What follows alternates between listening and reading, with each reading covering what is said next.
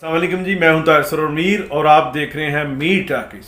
मीनार पाकिस्तान पर रूनुमा होने वाला वाक़या जिसने हम सब के चेहरों पर कालक मल दी है, उस हवाले से कुछ डेवलपमेंट्स आज के दिन हुई हैं, कुछ कल हुई हैं, तो वो सोचा कि आपसे शेयर करें। सबसे पहले उस्मान बुज़दार साहब वज़ीर आला पंजाब ने उस वाक़या का नोटिस लिया है और उसके बाद वज़ीर आज़म पाकिस्तान जनाब इमरान ख़ान साहब ने भी नोटिस लिया और आईजी पंजाब पुलिस से बात हुई उनकी, और आईजी साहब ने उन्हें बताया है कि जी बहुत सारी वीडियोस वो हासिल कर ली गई हैं इस वाक़या की और घेरा तंग किया जा रहा है, और आईजी पंजाब ने उन्हें यकीन दिलाया है कि वो ज़िम्मेदारान को, तमाम अफराद जो मर्द हैं, उन्हें गिरफ़्तार कर लेंगे। 400 अफराद के ख़िलाफ़ FIR दर्ज हुई है।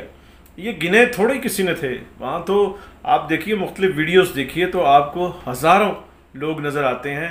किसी ने मुहर्रिर ने मुंशी से, मुतासरा लड़की से पूछा होगा कि बीबी 400 बंदा सी, तो उसके मुंह से निकल गया होगा कि 400 है, तो वहाँ 400 लिख दिया गया। सोशल मीडिया पर वीडियो दिखाए जा रहे हैं, वहाँ तो हज़ारों लोग हैं और हज़ारों लोग देख रहे हैं और हज़ारों लोग इस जलील और बेगैरती के मंजर को अपने कैमरों में भी एक्सपोज कर रहे हैं। सोशल मीडिया और ट्विटर पर 3-4 ट्रेंड चल रहे हैं, जिसमें एक है हैशटैग आयशा इकराम, और इसमें एक और ट्रेंड है हैशटैग लाहौर इंसिडेंट, और इसी तरह एक और ट्रेंड है हैशटैग यासर शामी। आप जानते हैं यासर शामी एक नौजवान यूट्यूबर है जो सोशल मीडिया का एक मारूफ नाम है, और ये पिछले 8-10 साल से ये डेली पाकिस्तान से वाबस्ता है और आर्टिस्ट भी है। और वैसे देखिए कि बतौर एक यूट्यूबर और व्लॉगर और एक ये नई एक जो फिनोमेना डेवलप हुआ सोशल मीडिया, तो इस हवाले से तो ये जर्नलिज्म में तो स्कूप है कि यासर शामी जो है वो सबसे पहले, उस लड़की एक इवेंट होता है लाहौर में और यासर शामी सबसे पहले उसके पास पहुंचता है। अब बात आगे शुरू होती है कि यासर शामी और इकरार हुसैन शाह इस मुतासरा लड़की तक पहुंचते हैं और इकरार हुसैन इस लड़की के सर पर हाथ रखकर उससे वादा करता है कि इंसाफ के असूल के लिए जो भी बन पड़ेगा वो अपनी बहन के लिए ज़रूर करेगा। अब ये सहाफ़ी, होस्ट या एंकर का काम क्या होता है? इसे खबर चाहिए होती है, इसे स्टोरी चाहिए होती है।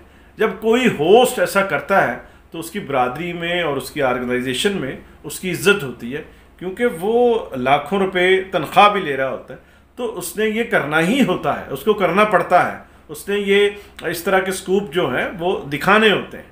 हमारे यहाँ लोग चूँकि सादा हैं बेचारे, वो टीवी होस्ट को मोहम्मद बिन कासिम समझ लेते हैं और समझते हैं कि जिस तरह से वो मोहम्मद बिन कासिम को सिंध की एक बेटी ने बुलाया था कि हाँ भाई आ जाओ, सिंध में राजा दाहिर आ गया और बड़ा जुल्म हो रहा है और ये हो रहा है वो हो रहा है, तो हमारे यहाँ जो मासूम लोग मासूम है वो टेलीविज़न होस्ट को या तो मसीहा समझ लेते हैं या मोहम्मद बिन कासिम समझ लेते हैं, या कम से कम उसका रोल जो है वो इंडियन या पाकिस्तानी फिल्म का कोई हीरो से समझ रहे होते हैं। हालांकि वो बेचारा अपनी नौकरी कर रहा होता है, उसको ये खबर चाहिए होती है, वो उसको स्टोरी चाहिए होती है, उसको रोज़ मैं ये नहीं कह रहा कि उसको सहाफ़ी को या होस्ट को या एंकर को इस तरह का वाक़या चाहिए होता है।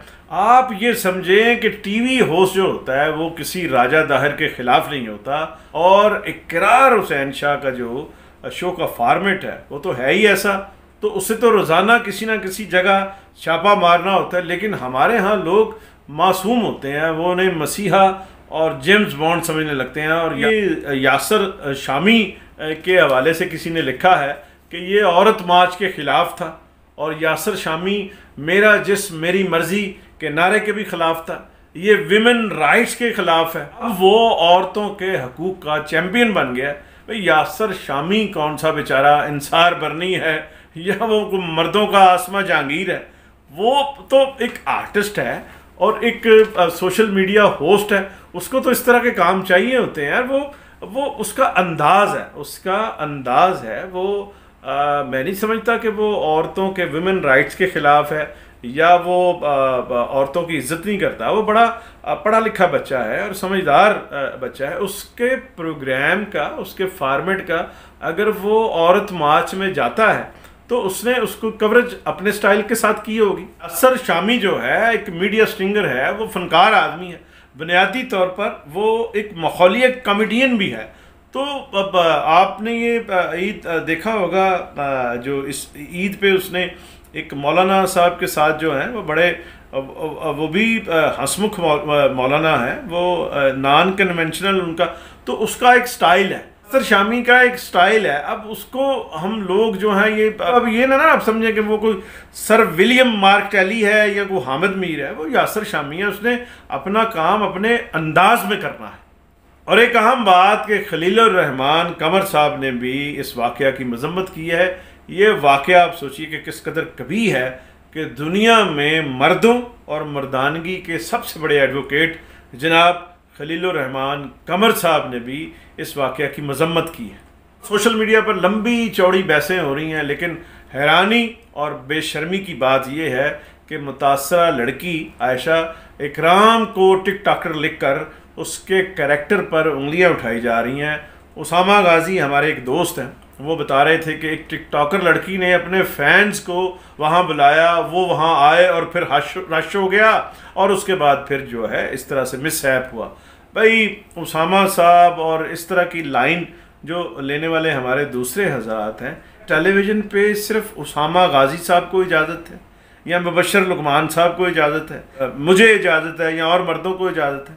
मेरा ख्याल है कि टिकटॉकर कोई लड़की हो या लड़का हो, अगर वो कोई काम कर रहा है, और देखिए टिकटॉकर यहाँ, एक तो पहले ये तसव्वुर इसको ज़रा थोड़ा क्लियर कीजिए कि हर टिकटॉकर को वहाँ पैसे नहीं मिल रहे होते और हर यूट्यूबर को भी वहाँ पैसे नहीं मिल रहे होते। वो तो यूट्यूब पर या टिकटॉक ये जो बनते हैं, इस पे बड़ा शदीद सख्त मेरिट है। सारी दुनिया तो टिकटॉक बना रही है और सारी दुनिया यूट्यूब पे। पैसे कमाने का, अर्निंग का मेरिट जो है वो बहुत ही कॉम्प्लिकेटेड है। वो उस पर पैसा आता है, लेकिन किसको आता है कि जो 5, 6, 7 लाख जिसके सब्सक्राइबर हों उससे पैसा होता है।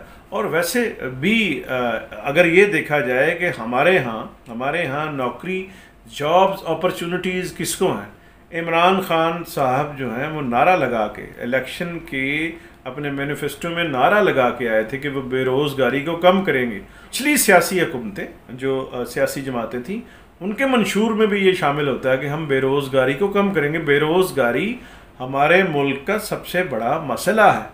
और ये यूट्यूब, ये जो फिनोमेना है या सोशल मीडिया है, इसमें यह है कि अगर आप किसी ब्यूरोक्रेट के रिश्तेदार नहीं भी हैं, आप अगर किसी ब्रिगेडियर के भतीजे नहीं भी हैं, आप अगर किसी एमएनए के आपका मामू नहीं भी है, कोई एमपीए आपका फुफड़ नहीं भी है, तो फिर भी ये यूट्यूब पे मेहनत करने से आपको कुछ पैसे मिल जाते हैं।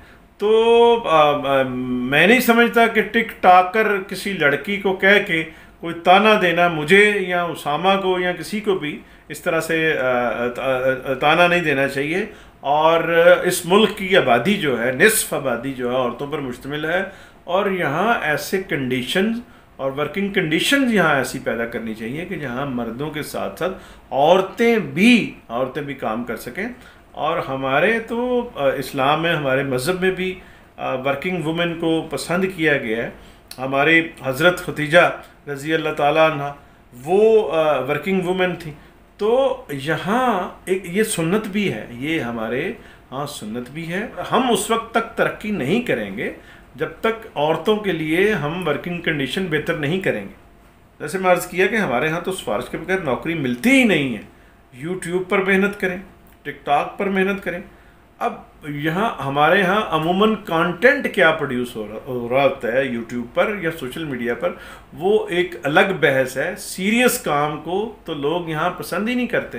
तो फिर ये भी एक मजबूरी होती है कि यूट्यूब पर या सोशल मीडिया पर कंटेंट क्या तैयार करना है। तो ये एक अलग बहस है जो किसी दूसरे वक्त जो है किसी व्लॉग में ज़रूर इस पर भी बात करेंगे।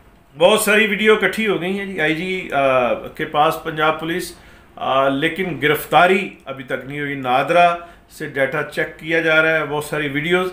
वहाँ ये बात बिल्कुल गलत है कि 400 लोग थे, वहाँ हज़ारों लोग थे जो उस बीबी को बेचारी को तंग कर रहे थे, और बाकी के जो लोग थे वो उसकी वीडियोस बना रहे थे। तो वीडियोस भी हज़ारों हैं और लोग भी जो तंग करने वाले थे हज़ारों हैं। तो मेरा तो मशवरा हुकूमत को ये है, पंजाब हुकूमत को, कि ये इस पे ऐलान भी, कुछ पैसे भी रख दें कि जो कोई बताएगा उसको इनाम दिया जाएगा। तो ये एक स्पेसिमन ज़रूर सेट होना चाहिए, इसे भी टेस्ट केस बनाएं। और ये टेस्ट केस बन भी गया है, क्योंकि सोशल मीडिया पर जिस तरह से ये ट्रेंड जा रहा है, मुझे नहीं लगता कि लोग इसको जो, हालांकि लोगों को आदत है कि वो 2-3-4 दिन ट्रेंड फॉलो करते हैं, उसके बाद छोड़ देते हैं, लेकिन ये एक ऐसा रूह फरसा वाक़या है जो लोग अभी भूलेंगे नहीं। और मीडिया भी इसे कवर कर रहा है, मीडिया से ज़्यादा सोशल मीडिया इसे कवर कर रहा है। सोशल मीडिया से हुकूमत जान नहीं छड़ा पाएगी। और वैसे भी ये केस बड़ा हैवी हो गया है, क्योंकि इकरार हुसैन शाह साहब और यासर शामी साहब, मुतासरा लड़की के को बहन कह दिया उन्होंने, और कसम खाई है उसके सर पर हाथ रख कर कि वो अपनी बहन को इंसाफ दिला कर रहेंगे। और इकरार हुसैन शाह जिसके भाई हों, उसको तो, उस लड़की को तो इंसाफ मिलना ही है। मैं तो ये दुआ करता हूँ कि मैं या इकरार हुसैन शाह साहब या शामी साहब की बहन कोई अगर ना भी हो तो उसको भी इंसाफ जो है वो मेरिट पे मिलना चाहिए। अव्वल तो ऐसे वाक़यात जो हैं पाकिस्तान में, हमारे मुआशरे में होने ही नहीं चाहिए। और फिर अगर खुदा न खास्ता ऐसा वाक़या रूनुमा होता है तो उसको ये उसकी पीछे मुहताजी नहीं रहनी चाहिए कि जी इसकी कवरेज होगी, इसके ट्रेंड बनेंगे, उस बच्ची या बच्चे की या मुतासरा शख्स की तस्वीरें छपेंगी, तो वो फिर उसे इंसाफ दिया जाएगा। एक बात इकरार हुसैन शाह ने अच्छी की, मैं चाहूँगा कि वो भी आपके साथ शेयर करूँ, कि उसने कहा, तसल्ली देते हुए, आयशा इकराम को तसल्ली देते हुए कहा, आप ये क्यों समझते हैं कि आपकी इज़्ज़त को वहाँ उछाला गया है? इज़्ज़त उन लोगों की उछली है वो जो काम कर रहे थे। आप उसी तरह इज़्ज़तदार हैं जैसे इस वाक़या से पहले। तो ये एक मेंटल कैपेसिटी, मेंटल अप्रोच और जहनी टेंडेंसी बदलने की ज़रूरत है।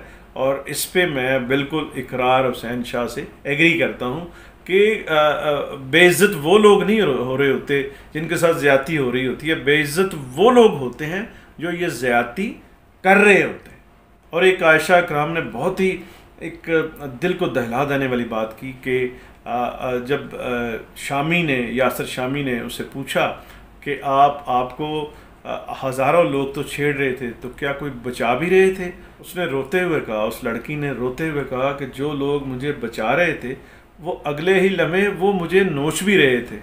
तो मुझे सोशल मीडिया पे किसी ने शेयर किया है, वो भी मैं इस वीडियो के आखिर पे सुनाना चाहूँगा कि अपने किरदार पे डालकर पर्दा इकबाल, अपने किरदार पे डालकर पर्दा इकबाल, हर शख्स कह रहा है ज़माना ख़राब है।